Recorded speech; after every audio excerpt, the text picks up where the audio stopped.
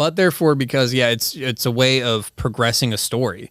If you have an initial premise of this happens, and then you go with a but this happens, or therefore this happens, or because this happened prior, you're adding way more detail to the story, and you're helping the story progress much more effectively and in a much more interesting way. I don't actually say it on stage, but every sentence has parentheses in front, and it's either a but, a therefore, or a because. And if I don't have one of those three things, I just don't put it in there. If I have something small that I'm trying to elaborate on, it's just asking questions.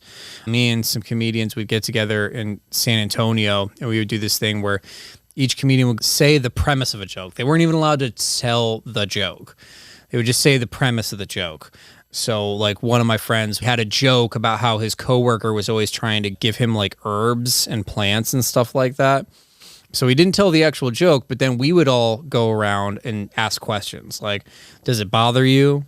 Do you like it?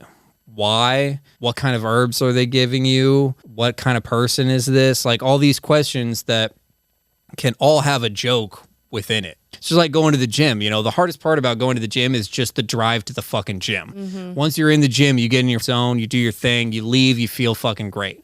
The hardest part about getting into a routine of anything productive is just starting, because the work itself is never that fucking hard, and the end result always feels fucking good. Sometimes work backwards.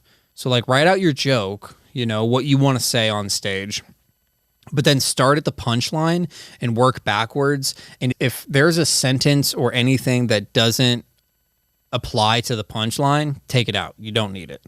You know, it's all about trimming the fat, getting that middle part out of there that you don't really need. Unless there's always like tags you can add that'll get some couple of additional laughs.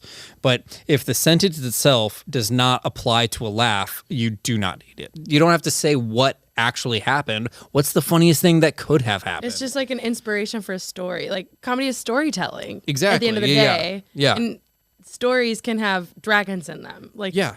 You can make up Big J. yourself. Okerson has a joke where dragons are in it. You know, he's talking about like how he imagines like he doesn't want to travel because he can just like picture how every place is going to be. And they're all very similar, but he goes to like, he's like, I can imagine like England, you know, cobblestone roads, dragons in the sky. You know, he's just making shit up. Like, yeah, it doesn't have to be fucking real. It's just got to be funny, you know?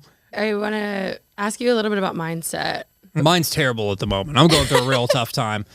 I'm living out of my Jeep at the moment. So, you know, we're not in a great mindset, but... I thought you were with your... No. I've got a place to live. I'm just fucking around. It's not always the truth.